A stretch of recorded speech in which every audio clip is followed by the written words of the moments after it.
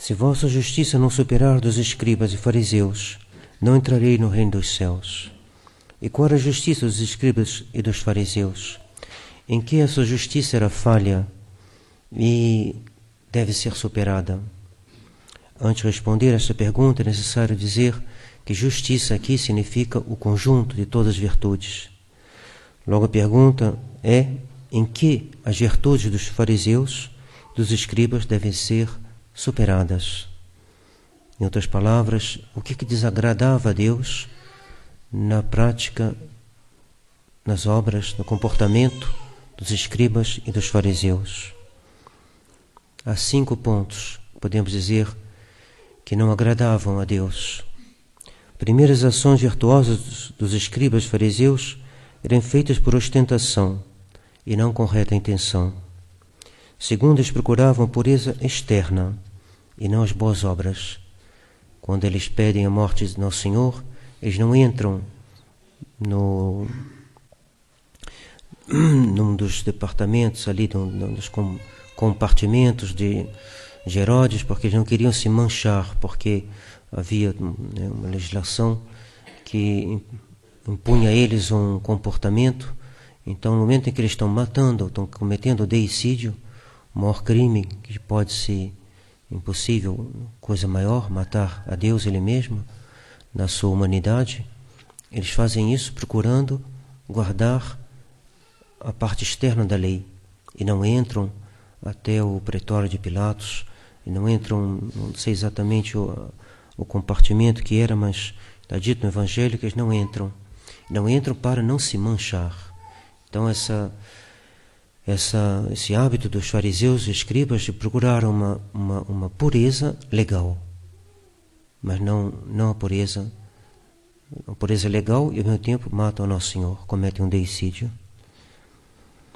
Terceiro, eles afligiam o corpo com jejuns, mas não o santificavam a alma com a observação dos mandamentos de Deus. Quarto, eles observavam as pequenas coisas e negligenciavam as grandes. E deve guardar tanto as grandes como as pequenas. Uma coisa, então deve fazer uma coisa e omitir a outra.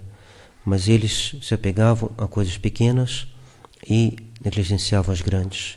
Por isso mataram Nosso Senhor. Depois se consideravam justos e julgavam os outros, como na parábola do fariseu e do publicano.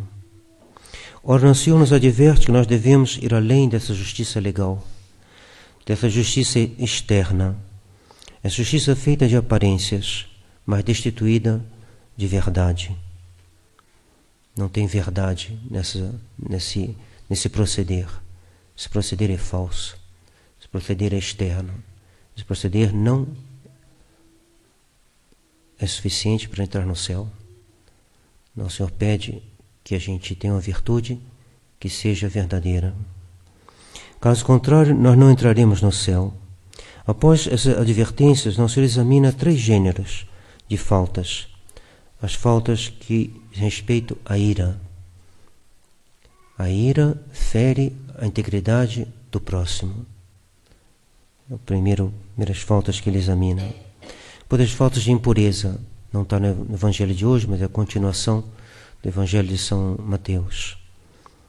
As faltas de impureza estão relacionadas não à integridade da nossa natureza, mas à propagação da natureza. Se houver algo desordenado, nesse ponto é uma falta contra a pureza.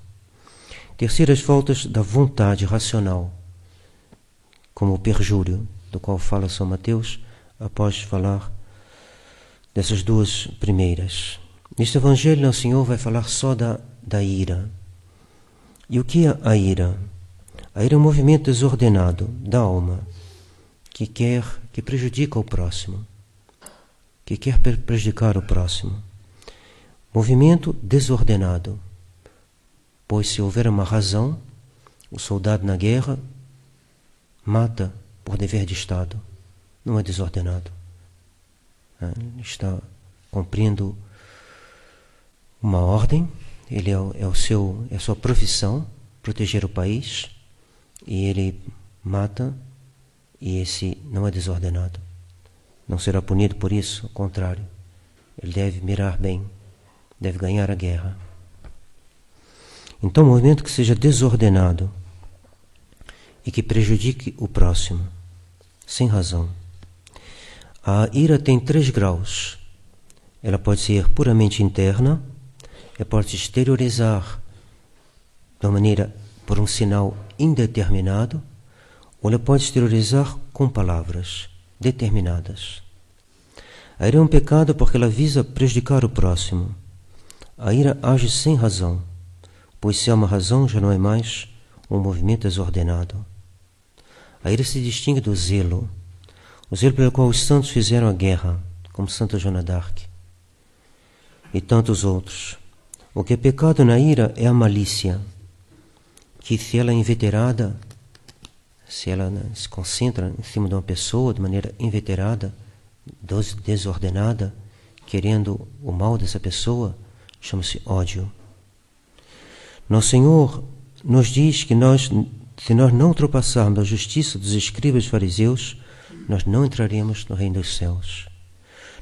Logo nós devemos amar os nossos inimigos, vamos rezar por eles, vamos tentar nos reconciliar com eles. E se não é possível, ao menos rezar por eles. Santa Joana d'Arc certamente rezou pelo bispo que a condenou a morrer queimada. Nosso Senhor, na alta cruz, rezou por aqueles que o matavam. Não conseguiu reconciliar-se com eles. Não era possível. Eles não queriam. Queriam a morte de Nosso Senhor. Não havia, então, entendimento possível. Mas Nosso Senhor rezou por eles. Santa Joana d'Arc, em pleno combate, se preocupava com a salvação dos soldados ingleses. Nem por isso ela deixava de combater, e combater bem. Foi graças a elas que os ingleses foram expulsos para fora da França. Os Vandeanos foi essa região da França que se sublevou para tentar dar de novo à França um rei e fazer frente aos revolucionários que haviam decapitado o Luís XVI, e não só depois de ter decapitado, quiseram ir na zona rural da França, em toda parte, e alistar os rapazes que estavam em idade de combater. E quando chegaram nessa região da Vendéia, e com ordens do governo dos rapazes se apresentarem, eles iam pegar uma proporção dos rapazes, não iam pegar todos, mas uma proporção, e aí os pais falaram: não, isso é demais. Já expulsaram nossos padres, já mataram nosso rei, agora querem nossos filhos, para ajudarem eles a continuarem essa obra. Pois bem, não. Então eles resistiram aos soldados.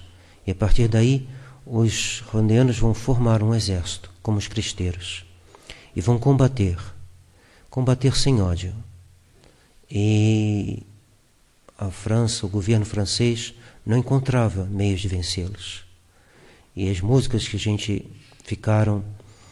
que nos foram transmitidas desses soldados, exprimem bem o espírito, o que é uma guerra sem ódio.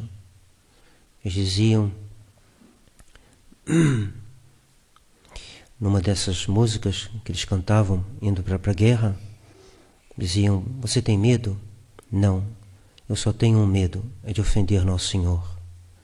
Pois diziam: seu nome será lançado, será vituperado e desonrado, mas nós só temos uma honra, é a honra de Nosso Senhor.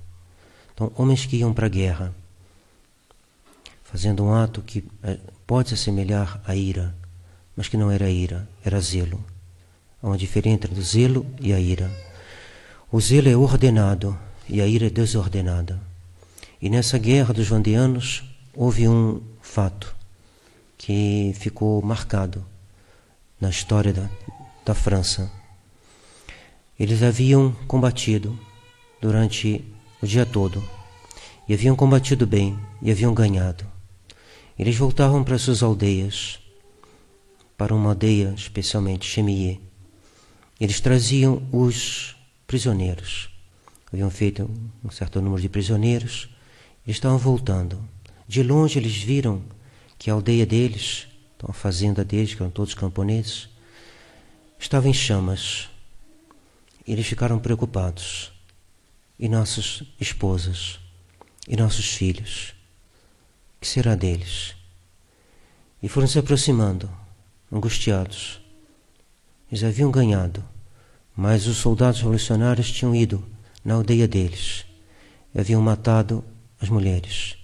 Haviam violado mulheres também, suas filhas, suas mulheres. Umas haviam matado, outras só violado. Haviam matado as crianças. Haviam tacado fogo na casa. Haviam matado também os animais. Os revolucionários falaram, só tem um jeito de vencer essa gente. É destruir tudo. Raspar tudo. Cortar as árvores. Destruir as colheitas. Matar os animais. Se possível, contaminar as fontes de água. Acabar. Queimar. Destruir completamente. Quando eles chegaram, estavam com tanta raiva, vendo aquela covardia, que eles falaram, nós vamos matar os prisioneiros. Esses homens não merecem ficar sobre a terra. Se esses soldados que a gente tomou compartilham do mesmo ideal que esses que mataram nossas famílias, eles vão morrer agora. Então o chefe deles levantou o terço e falou, camaradas, amigos, como é que vocês rezarão o terço a partir de hoje? Nós pedimos a Deus, perdoai as nossas dívidas, como nós perdoamos aos nossos devedores. Como é que vocês poderão tirar o terço e rezá-lo? E eles então entenderam. Baixaram os fuzis, pegaram o terço e rezaram pelas suas famílias que estavam ali mortas. Assim deve ser o católico. O católico não tem ódio. O católico é um combatente, é um soldado que combate sem ódio. Que a Virgem Maria nos dê essa graça, nos obtenha essa graça a todos, e sermos bons soldados, como os vandianos, como todos aqueles que ilustraram a história da Igreja. Assim seja. Em nome do Pai, do Filho e do Espírito Santo. Amém.